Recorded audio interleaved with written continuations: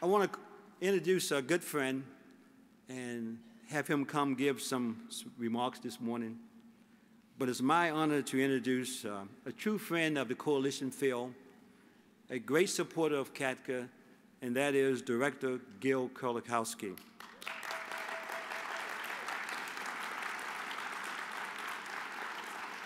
Director Kerlikowske has been the director of ONDCP since 2009.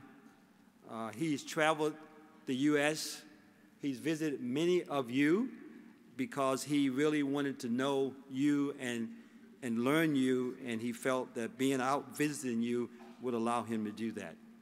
You fully understand that he's responsible for the national drug control policy. He's responsible for implementing and putting together the President's national control strategy. Gil, you'll be surprised by this, but he's been the chief of police in many, many major cities.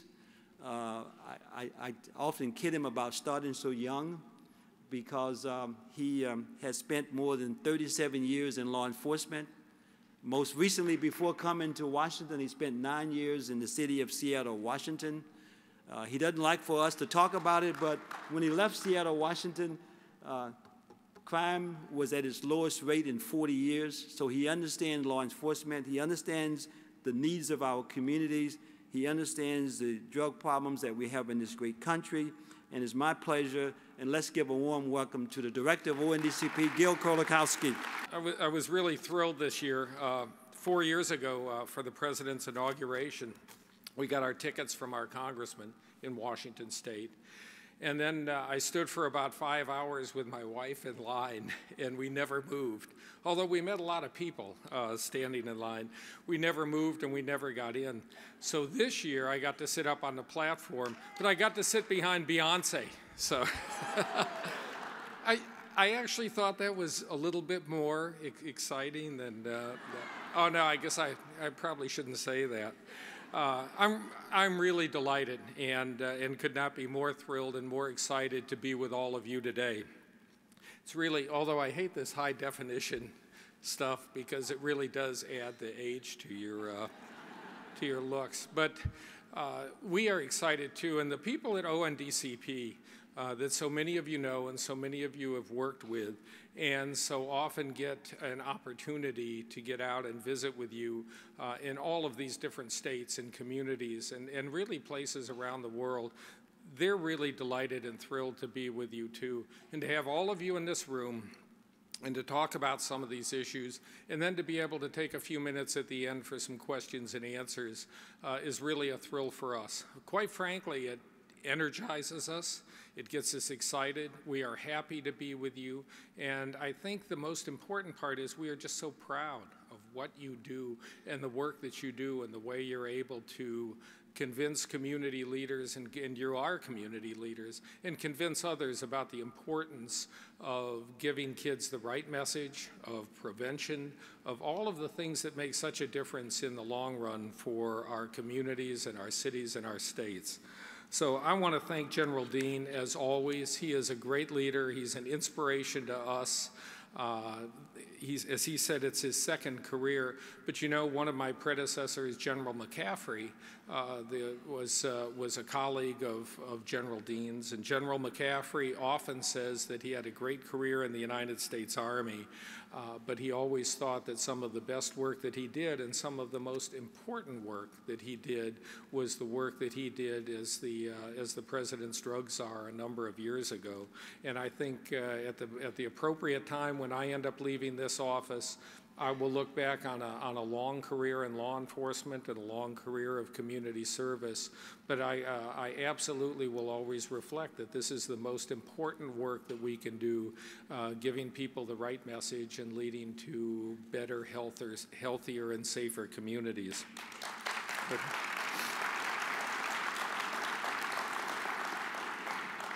And all of us here share that common goal.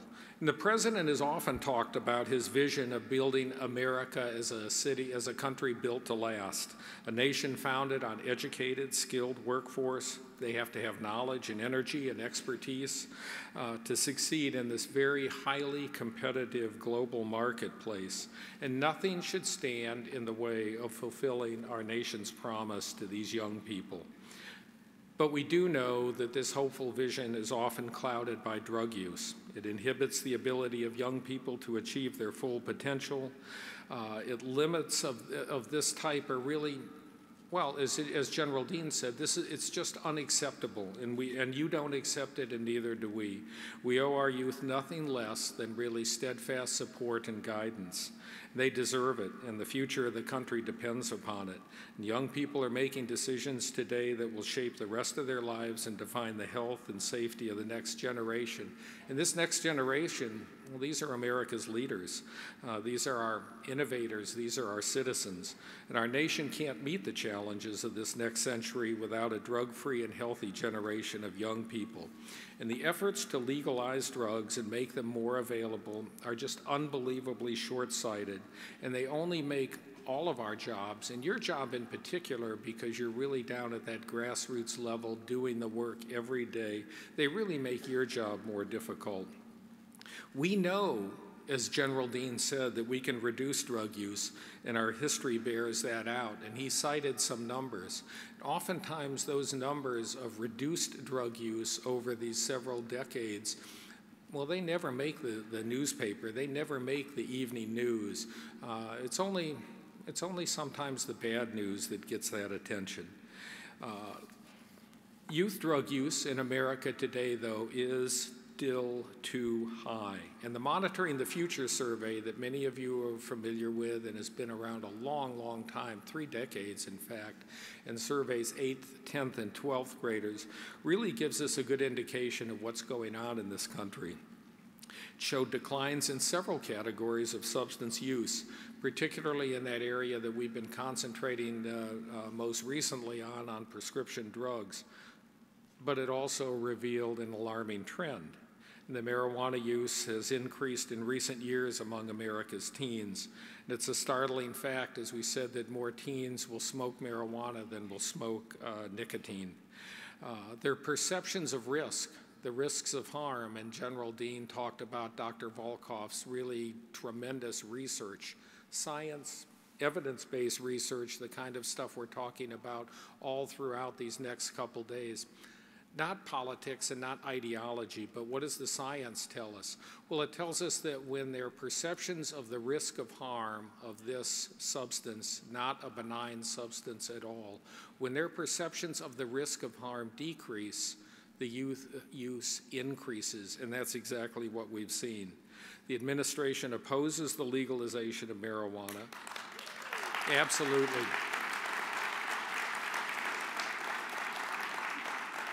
And we really believe that the legalization runs absolutely counter to our mission, which is about ensuring the health and safety of Americans. And I like to invite you to get the facts and understand that smoking marijuana is not safe, and you communicate that message in so many powerful ways to so many other groups. It's not medicine.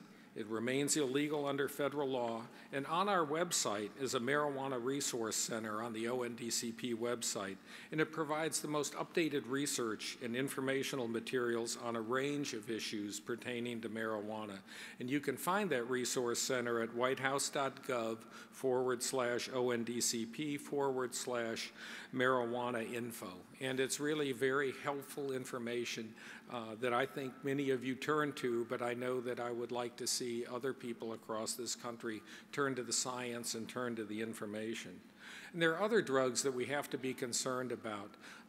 Certainly things called spice, these synthetic cannabinoids. Some people mistakenly call it synthetic marijuana, as if that means it's not too serious. And yet we've really seen the impacts and the effects of these synthetic cannabinoids in things like bath salts. They cause incredibly severe psychotic episodes. They're very dangerous. But fortunately, you all were in the forefront. You You were the first people to actually bring this to the attention of the federal government. Your phone calls, the phone calls to poison control centers, to local law enforcement, told us that something was going on. And the first people to react to this and to pass laws against these synthetic cannabinoids, in fact, were the states. It took longer for the federal government. The federal government moves more slowly. And it was important that the federal government move on it because they can help to keep it off our shores. But within the states, when you made it illegal, I think that was a big step forward. And the fact that you brought it to the attention of not only us and others in the federal government, you also brought it to the attention of the media. And of course, now we're starting to see some very positive effects where young people recognize the dangers of these synthetics. Well, drug use affects the individual user, but directly or indirectly, it harms so many others that we know about. Others as well as our family and our friends and our neighbors. Nowhere do we know the dangers are more apparent for drug use than on our nation's roadways. And you see commercial after commercial, especially directed to young people, about texting and driving, cell phone use and driving, all of those kinds of things. But we need to bring more attention to the dangers of young people and the use of drugs and then getting behind the wheel. And the data, the facts, the evidence shows that among deceased drivers who were tested and for whom the results were reported on this testing, 1 in 3 tested positive for illegal drugs and medications that can impair driving. And it's particularly troubling for young people because roughly 1 in 4 fatally injured drivers who tested positive for drugs, they were between the ages of 15 and 24. And 1 in 8 high school seniors responding to the 2012 Monitoring the Future survey reported that in the 2 weeks before they took that survey instrument, they had smoked marijuana and then gotten behind the wheel of a vehicle. And this finding is disturbing in light of all of the studies, particularly other countries in Canada, that have taken a look at the increased risk of accident, injury, and in fact fatality as a result of this habit. Another area of concern for the nation has been the prescription drug problem, and we have really focused on this issue because, like drugged driving, it was not really something that was on the public's radar screen. Experts were familiar with the problem of prescription drugs, but we also know that it crosses and goes across every demographic: age, race, ethnicity, and income and economy. The prescription drug problem has been a significant issue. 30,000 Americans die from drugs. It's the #1 cause of accidental death in the country. But the majority of those deaths are caused by the prescription drugs. And the majority of those prescription drug problems have been those very powerful painkillers. And those painkillers, of course, we know are quite addictive and can be quite harmful. And we also know that we had to take a number of steps. It wasn't just a law enforcement problem. We had to use lots of other people. And we got a lot of information from all of you. What are the best kinds of warnings? What are the best prevention programs? How can we get the message out that just because it comes in a prescription bottle and just because it's issued or comes out of a medicine cabinet doesn't mean that it's incredibly powerful and incredibly dangerous. You were great at getting that message out, and now we're starting to see the numbers decrease on prescription drugs.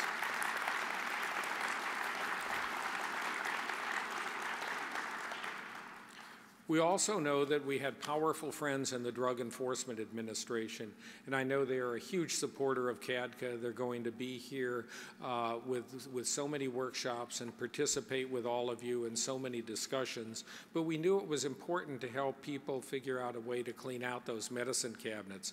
How do they get rid of those expired and unneeded medications in a safe, environmentally conscious way? And so laws were changed, and actually it was bipartisan. Led by a number of people, particularly people that are now on your board. Former Congresswoman Mary Bono Mack, in fact, led that effort. Now she's a CADCA board member. Well, now that those laws have changed, we're going to make it easier for people to clean out those medicine cabinets. And that means when that medicine cabinet is cleaned out, that means that those drugs inside that medicine cabinet are less available and less subject to abuse. So there's a lot being done on this front that makes a huge difference. And all of our discussion has been based upon exactly as the themes of this wonderful week-long program are around, about science and evidence and factual information. And we think that the policies that this president has put forward on drugs not only serve as a roadmap for what we should be doing in this country, but they also serve as a roadmap for what should go on throughout the world. Dr. Volkoff and the National Institute of Drug Abuse fund or conduct about 85 to 90% of the world's research when it comes to drug abuse. And so that's information that other countries can use, other countries that perhaps don't have the infrastructure or the support. But just as importantly, along with the science, you all export your knowledge of community organizing, of grassroots organizing, of how to get a message to elected officials and other policymakers. And when it comes up from the grassroots, it's so much more powerful than if I say something from here inside the Beltway, or I come from Washington, D.C. and go to visit one of your locations, which I'm always happy to do. And actually, I get far more from that than you get from me when I come out and visit. But when you do it and when you say it, it's just unbelievably powerful. And the world recognizes it. You have participated, and CADCA members have participated in forums in Sweden, forums in Russia, forums in Vienna at the United Nations meetings, and you have talked about the success and the hard work and what you've been able to accomplish at the local level. And we think that these programs will make a lot of sense in the long run, and as General Dean said, we have to continue to be prepared, continue to be ready, because as people come to us when they think about these decisions that have been made in Washington and Oregon that are clearly the wrong decisions, clearly mistaken decisions, you don't throw up your hands and say, well, there's nothing more that we can do. You stand ready, you continue to give out the information that people listen to, and frankly, in their hearts, when you're a teacher, when you're a parent, when you run other advocacy groups for youth, you really understand and appreciate and know what a difference it makes. So we're happy to partner with CADCA. We're happy to work with you. We're most impressed by the fact that your voices have been in every president's national drug control strategy, because we know that that's what leads the effort. And we continue to be strong supporters and work hard with our partners at SAMHSA on the drug-free communities, those small amount of federal funds that create solutions that are tailored to those unique circumstances at the local level. For 15 years, DFC programs have funded more than 2,000 community coalitions. They have positively influenced the lives of countless thousands of young people. And we get to see them and work with them, whether they're in our offices, whether they go to work in this field in the future, whether they're our interns. We're really the beneficiary of your hard work. Recently, the administration announced $84.6 million in continuing DFC grants to these 700 communities across the country. And they support these initiatives that help young people. But you're the ones that are best doing the work because you figured out how to leverage those resources. You've taken that small amount of grant money and you've leveraged it with all kinds of other funding and all kinds of community support, and you have made such a difference. Since 1998, millions of young people and their families have relied on our anti-drug media campaign. Well, some of you remember those commercials of "This is your brain on drugs." Some of you are old enough to remember them. But it's been changed. It's been changed dramatically, and it's been changed through social media. And when we have partnered with all of you on how to get that message out, it makes such a huge difference, because it's through social media that we're able to interact with a lot of young people. And again, your voices were heard. Well, Congress decided not to fund the media campaign, and so we've been kind of on life support. But the president has continued to ask Congress, and again has requested $20 million for this campaign, and we hope with your support that it's going to be funded. We've had Above the Influence days that many of you participated in. The Facebook page has 1.9 million likes. We know that the brand of Above the Influence is pretty similar to the brand in recognition of Burger King and other things that are really well known by young people. When you see the commercials, if you're older and you say, I don't get it, it's really not for you. Okay. But let me turn to, before I close, and take a few questions, which I think we have people in the audience with microphones, but we're also going to take some questions from social media, from Twitter. President Obama was yesterday in Minneapolis. He announced the plan last week to protect our children and our communities from gun violence, and the plan calls for closing the background check loopholes, banning military-style assault weapons, making schools safer, and increasing access to mental health services. In the matters of the world, thanks. And here's particularly where you fit in, and here's particularly where your voices have already been heard. The matters in the world of the prevention area, because we know that early intervention and treatment are key to preventing substance use disorder or mental illness from progressing or becoming a chronic condition. And a key risk factor, which is not always well recognized, but a key risk factor for committing violent acts among individuals with mental illness is whether the individual also has a substance use disorder. So in other words, we're not stigmatizing people with mental health problems. And the fact that someone has a mental health issue doesn't necessarily mean at all that they have a greater propensity for violence. But if they have a mental health issue and a substance abuse problem, the chances of a violent act then increase significantly. And this is where CADCA made their views known and this research known to the Vice President's committee that he is leading on this issue. So we know that your voices get heard not only at the local and the state level, we know your voices get heard in Washington, D.C.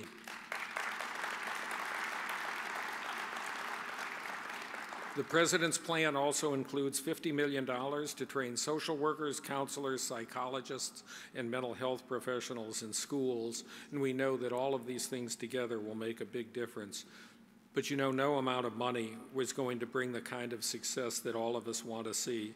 It requires the dedication, the perseverance, and really the innovative thinking that you all provide. And on behalf of all of us at ONDCP, we thank you for your commitment. We thank you from the bottom of our hearts for your commitment to strengthen communities and to save lives for America's youth. It's an honor to stand here with you today and to join you in a real partnership and to support you as we work together to keep young people safe and healthy and drug-free. Thank you all.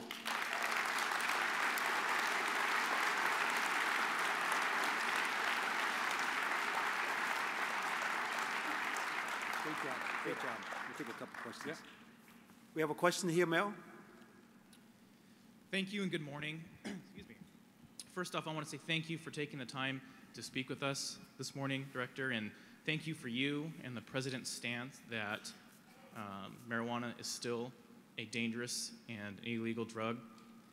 My question is I am the mayor of a city in California, and one of the things that we face today, of course, is the legalization of marijuana.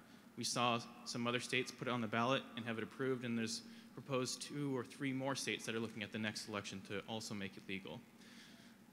My question is what is the administration doing, and more particularly your office doing, to get that message across that, especially in these states that have now legalized it, to our that are young children, that it's still a bad, a terrible and dangerous drug, and what is the administration doing to enforce within the states now that have legalized this drug? Yeah, it's a great question. So the votes that occurred in Washington State and Colorado, although it was turned down in Oregon, and 2 years earlier it was turned down by the voters, wisely so, in California. the votes didn't change the policy. The votes didn't suddenly make marijuana something that is better for people to use. It didn't change the policies at ONDCP. And at ONDCP, we do policy. We don't do the legal issue of whether or not there is, with the conflict of federal law. And that really is in the hands of the Department of Justice. And I know there'll be representatives here from the Drug Enforcement Administration, which is an arm of the Department of Justice. But none of that changed our message. None of it changed the message of Dr. Volkoff and her research. And none of it changed the message that we want to continue to say that this is a substance that shouldn't be used, that causes great harm, and we're going to continue to sound that trumpet as long as we possibly can. Thank you. Next question. Thank you so much for being here, Director. Much appreciated, all the tremendous work that you do. Just a follow-up question. It took the courage of the federal government to intervene in the area of segregation in the 50s. Do you think the federal government might have the courage to intervene in the area of legalization now? I'm from Atlanta, where the legalizers are going to be having a very high-level conference about legalization in April. When you read the description of the conference, it reads like it's almost on the level of a SAMHSA conference. It reads so impressively. Could you comment on that? Sure. What I'd like to say very much is that the Department of Justice is reviewing both of these initiatives, and the legal action that could be taken or may be taken is really in their hands, and that doesn't change. But I think the fact is, and this was alluded to earlier by some of you in the discussion down below here, I think it's really important that you recognize that the ads that have been out there that I saw in Colorado and I saw in Washington State are unbelievably false and misleading. I often thought that during the campaign you would see those fact-checking things done by newspapers and others when a campaign ad came out and it didn't appear to be as actually truthful as it professed to be. And yet I know, for instance, the Seattle Times had already taken a decision that legalization was a good idea. And so when they said this money will go to schools, it'll reduce violence in Mexico, it'll allow the police to start arresting murderers instead of chasing down young people for small amounts of marijuana. None of those things hold up to fact-checking, and yet there was no fact-checking. You really are the best fact-checkers, and when you write those letters back or you comment on the truth, I think it makes a big difference. Thank you. Sure. One more question. We're going to do one last question, and we have another speaker, and you're going to be leaving pretty soon afterwards. I'll sit down for a moment. So the director will be down front just for a few minutes after this is over in case there are some questions that we didn't get answered. But one last question over here. Hello. Okay, go ahead, please. I'm Judy Blanchard. I'm a professional, prevention professional from Newtown, Connecticut. And I applaud that you are starting to understand and put some force between the connections between mental health and substance use. But I implore you that at the younger ages, we can identify students by second grade who are going to have issues. We can't determine what those issues are, whether it's going to be violence or substance use or delinquent behaviors. But we can recognize it as early as second grade, but we don't have the resources to deal with that. So we can say, you know, we have wonderful prevention programs that help us, Second Step and Responsive Classroom. So we can identify these kids, but we can't do anything about it. I implore you to get the mental health we need in the elementary level so that we can start to deal with this effectively and early.